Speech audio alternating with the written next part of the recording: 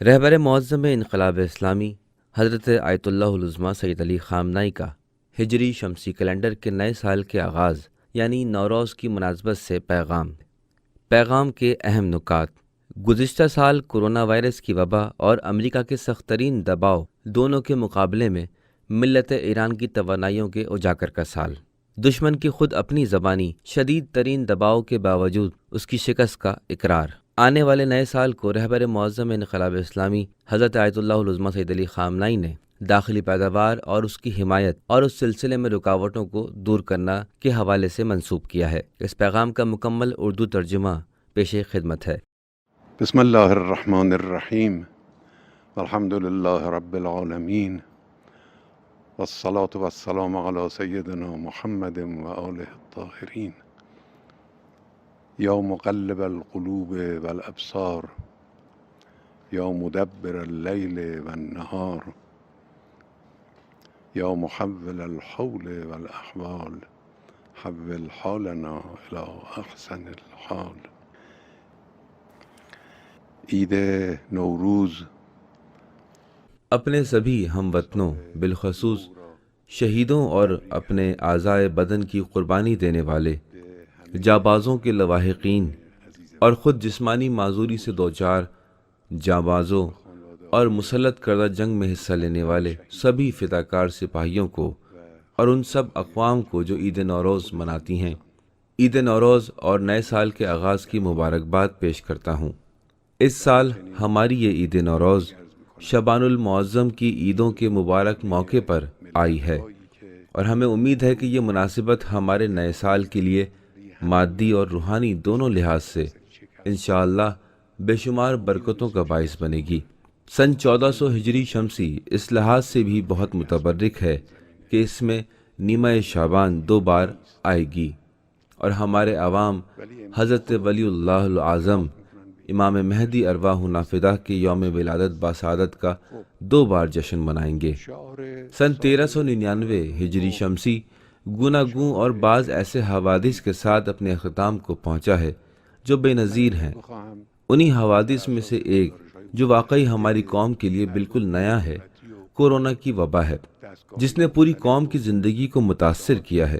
لوگوں کا کام کاج، پڑھائی کا ماحول، دینی اجتماعات، مسافرتوں، کھیل کود اور ملک کے گوناگوں دیگر امور کو متاثر کیا اور ملک میں روزگار کو سخت نقصان پہنچایا۔ لیکن سب سے زیادہ تکلیف دہ ہمارے دسیوں ہزار عزیز شہریوں کا موت سے ہم آگوش ہو جانا ہے، جس نے دسیوں ہزار کنبوں کو غمزدہ اور سوگوار کر دیا۔ میں ان تمام عزیز خاندانوں کو تعزیت پیش کرتا ہوں اور ان کے غم میں شریک ہوں۔ خداوند عالم انہیں صبر و اجر عطا فرمائے اور مرحومین کی مغفرت کرے اور ان پر رحمت نازل فرمائے۔ سن 1399 ہجری شمسی ایک لحاظ سے قوم کی توانائیوں کے اجاگر ہونے کا سال تھا۔ اسی بڑے امتحان یعنی اسی کورونا کی وبا میں واقعی ہماری عزیز قوم علاج و معالجے اور حفظان صحت کے مراکز سے لے کر محققین اور سائنسدانوں تک، عوام کے ایک ایک فرد سے لے کر جہادی تنظیموں اور رفاہی خدمات کے گروہوں تک، سبھی نے اس ناگوار حادثے کو کنٹرول کرنے میں اپنی عظیم صلاحیتوں اور توانائیوں کو ثابت کر دیا، اور وہ بھی پابندیوں کے زمانے میں۔ دشمن کے حد اکثر دباؤ کی حالت میں پابندیوں کے باوجود، ملک سے باہر کے وسائل سے استفادے کی سبھی راہوں کے بند ہونے کے باوجود، ہماری قوم نے، ہمارے سائنسدانوں نے، ہمارے ڈاکٹروں اور نرسوں نے، طبی مددگاروں اور پیرامیڈیکل اسٹاف نے، تجربہ گاہوں اور ایکس رے کے مراکز میں کام کرنے والے تمام افراد نے، اور ان سبھی لوگوں نے جو علاج معالجے کے شعبے سے وابستہ ہیں، حقیقت میں بہت اہم کام انجام دیے اور عظیم توانائیوں کا ثبوت دیا۔ اسی طرح ایرانی قوم نے بھی دشمن کے حد اکثر دباؤ کے مقابلے میں اپنی توانائیوں کو ثابت کر دکھایا۔ ہمارے دشمن، جن میں سب سے آگے امریکہ ہے، اپنے حد اکثر دباؤ سے ہماری قوم کو جھکا دینا چاہتے تھے۔ آج وہ خود اور ان کے یورپی دوست کہتے ہیں کہ حد اکثر دباؤ ناکام ہو گیا۔ ہم تو جانتے ہی تھے کہ ناکام ہوگا، اور ہم دشمن کو شکست دینے کے لیے پرعزم بھی تھے۔ ہم جانتے تھے کہ ایرانی قوم استقامت دکھائے گی، لیکن آج وہ خود بھی اعتراف کر رہے ہیں کہ یہ حد اکثر دباؤ ناکام ہو گیا ہے۔ سن 1399 ہجری شمسی کا عنوان پیداوار میں تیز پیش رفت تھا۔ میں اگر ان متعدد عوامی اور حکومتی اور مختلف مراکز اور اداروں کی رپورٹوں کی بنیاد پر جو مختلف ذرائع سے ہم تک پہنچتی ہیں اور جائزہ لینا چاہوں تو کہوں گا کہ یہ عنوان ایک حد تک، کسی حد تک، قابل قبول حد تک پورا ہوا ہے۔ یعنی مختلف میدانوں اور مختلف مسائل سے متعلق شعبوں میں پیداوار میں واقعی اچھائی اور بہتری آئی ہے، اگرچہ اتنا نہیں تھا کہ جتنا حد مطلوب تھی۔ یعنی جن جگہوں پر یہ عنوان پورا ہوا جو زیادہ تر بنیادی اور تعمیری امور میں تھا، اس کا نتیجہ ملک کے عام اقتصادی حالات اور عوام کی معیشت میں نظر نہیں آیا۔ یعنی یہ رفتار محسوس نہیں ہو پائی، جبکہ ہمیں یہ توقع تھی کہ پیداوار میں اچھائی عوام کی حالت میں بہتری لائے گی۔ البتہ پیداوار میں اضافے کا عنوان حقیقی معنوں میں ایک انقلابی اور بہت اہم عنوان ہے۔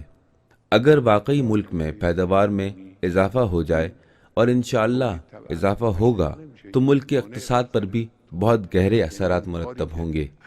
ملک کی کرنسی کی قدر میں اضافہ ہوگا اور دیگر اہم اقتصادی مسائل میں اس کے اثرات مرتب ہوں گے۔ اس کے علاوہ قومی خود اعتمادی بھی آئے گی، عوامی رضامندی بھی پیدا ہوگی اور قومی سلامتی کی ضمانت بھی ہو جائے گی۔ انشاءاللہ یہ ہو جائے، اور امید ہے کہ ہوگا، تو اس کے نتائج اور فائدے بہت عظیم ہوں گے۔ اب دیکھنا یہ ہے کہ سال 1399 ہجری شمسی میں یہ اضافہ کیوں نہیں ہوا۔ اس لیے کہ ایک طرف تو رکاوٹیں تھیں اور دوسری طرف سبھی شعبوں میں پیداوار کو حمایت اور سپورٹ نہیں ملی۔ یعنی پیداوار کو سبھی لازمی قانونی اور حکومتی حمایت کی بھی ضرورت ہوتی ہے، اور اس بات کی بھی ضرورت ہوتی ہے کہ پیداوار کے راستے میں حائل رکاوٹوں کو دور کیا جائے۔ اب مثال کے طور پر فرض کریں کوئی ادھوری فیکٹری، ایسا کارخانہ جس میں گنجائش کا صرف 30-40% کام ہو رہا ہے یا بالکل بند ہو گیا ہے۔ چند نوجوانوں کی ہمت سے یہ کارخانہ چلایا جاتا ہے، ان کی حوصلہ افزائی کی جاتی ہے، ہمت باندھی جاتی ہے اور کارخانہ چلنے لگتا ہے۔ جب پیداوار شروع ہو جاتی ہے تو اچانک نظر آتا ہے کہ اس کی جیسی مصنوعات بیرون ملک سے درآمد کی جا رہی ہیں۔ خیانت کار اسمگلروں کے ذریعے یہ مصنوعات ملک میں لائی جاتی ہیں، یا قانون میں پائی جانے والی کمزوریوں سے فائدہ اٹھا کے قانونی راستے سے درآمد کی جاتی ہیں۔ تو ظاہر ہے کہ اس صورت میں داخلی پیداوار کی حوصلہ افزائی نہیں ہوگی، یہ پیداوار کے راستے میں رکاوٹ ہے، اور جو کام کیا گیا اس میں ناکامی حاصل ہوتی ہے۔ اسی طرح حوصلہ افزائی اور حمایت کا نہ ہونا بھی ایک مشکل ہے۔ مثال کے طور پر سرمایہ کاری کے لیے حوصلہ افزائی کا فقدان۔ پیداواری کاموں میں سرمایہ کاری کے لیے ترغیبی پیکج کی ضرورت ہوتی ہے۔ جو لوگ سرمایہ کاری کر سکتے ہوں ان کی حوصلہ افزائی ہونی چاہیے۔ ضروری ہے کہ ملک میں کاروبار کے حالات ایسے ہوں کہ انہیں حوصلہ ملے کہ وہ یہ کام کریں، یا ان کے لیے پیداوار کے اخراجات نہ بڑھیں، لیکن افسوس کہ یہ امور انجام نہیں پائے، یعنی ضروری تقاضے پورے نہیں کیے گئے۔ نہ حوصلہ افزائی ہوئی اور نہ ہی پیداواری اخراجات کے بارے میں سوچا گیا۔ ایسے ہی کسی سال میں شاید وہ 1399 نہیں تھا، اس سے پہلے کا شاید 1398 کا سال تھا، پیداوار کے اخراجات فروغ کی قیمت سے زیادہ تھے۔ یہ باتیں پیداوار کی پیش رفت میں رکاوٹ ہیں۔ ہم نے 1399 میں ایک طرح سے ملک میں یہ تحریک شروع کی۔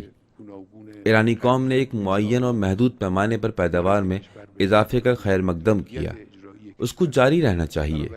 سن 1400 ہجری شمسی جو اس نئے سال کی آمد سے شروع ہو رہا ہے، در حقیقت ایک لحاظ سے نئی صدی کا آغاز ہے۔ در حقیقت نئی صدی شروع ہو رہی ہے۔ بنابراً ملک کے مسائل کو دراز مدتی نظر سے دیکھنے کی ضرورت ہے اور ان کا طولانی مدت کی نگاہ سے جائزہ لینے کی ضرورت ہے۔ سن 1400 بہت ہی اہم اور حساس سال ہے۔ اس سال انتخابات کی وجہ سے بھی جو اوائل سال میں درپیش ہیں، سن 1400 کے تیسرے مہینے خرداد ماہ مئی و جون میں اہم انتخابات ہوں گے۔ یہ انتخابات ملک کے حالات و واقعات اور مستقبل پر بہت اثرات مرتب کر سکتے ہیں۔ نئی انتظامیہ اقتدار میں آئے گی انشاءاللہ، تازہ دم اور گوناگوں جذبات کے ساتھ ملک میں نئی حکومت اجرائی امور کا انتظام سنبھالے گی۔ بنابراین ایک لحاظ سے اس سال کے انتخابات بہت حساس اور اہم ہیں۔ میں انشاءاللہ انتخابات کے بارے میں آنے والے دنوں میں تفصیلاً بیان کروں گا اور اس گفتگو میں اتنے پر ہی اکتفا کروں گا، اس لحاظ سے کہ سن 1399 میں پیداوار میں ایک تحرک پیدا ہوا، پیداواری اضافے نے تحرک پیدا کیا۔ سن 1400 میں پیداواری اضافے کے اجاگر ہونے کے اچھے امکانات ہیں، اس سے زیادہ استفادہ کرنا چاہیے، اس مشن کو سنجیدگی سے آگے بڑھانا چاہیے۔ پیداواری اضافے کی بھرپور قانونی، حکومتی اور سرکاری پشت پناہی کی جائے۔ موجودہ حکومت بھی جب تک اقتدار میں ہے اور آئندہ حکومت بھی اپنے تشکیل کی ابتدا سے ہی پوری کوشش کرے کہ اس راہ میں حائل رکاوٹیں دور کر سکے اور ضروری حمایت کرے تاکہ انشاءاللہ حقیقی معنی میں پیداواری اضافہ آئے۔ لہٰذا میں نے اس سال کا عنوان پیداوار، حمایت اور رکاوٹوں کا ازالہ قرار دیا ہے، یعنی عنوان پیداوار، حمایت اور رکاوٹوں کا ازالہ ہے۔ ہم پیداوار کو محور قرار دیں، ضروری حمایت کریں اور پیداوار کے راستے سے رکاوٹیں دور کریں۔ امید ہے کہ انشاءاللہ خدا کے لطف و کرم سے یہ عنوان پورا ہوگا۔ انشاءاللہ میں بعد کی تقریر میں اس کے بارے میں اور اسی طرح انتخابات کے بارے میں کچھ باتیں ضرور عرض کروں گا۔ امید ہے کہ ہمارے عزیز امام خمینی کی روح پاک اور ہمارے عظیم الشان شہیدوں کی ارواح ہم سے راضی ہوں گی، اور یہ سال ایرانی قوم کے لیے مبارک سال ہوگا، اور حضرت ولی العصر ارواحنا فدا ایرانی قوم، حکام اور عوام کے لیے دعا کریں گے۔ آپ کا فضل و کرم اس قوم کے شامل حال ہوگا، اور جس طرح ماضی میں اس قوم پر آپ کی عنایت و لطف و کرم رہا ہے، انشاءاللہ اسی طرح جاری رہے گا۔ والسلام علیہ وعلیکم ورحمۃ اللہ وبرکاتہ۔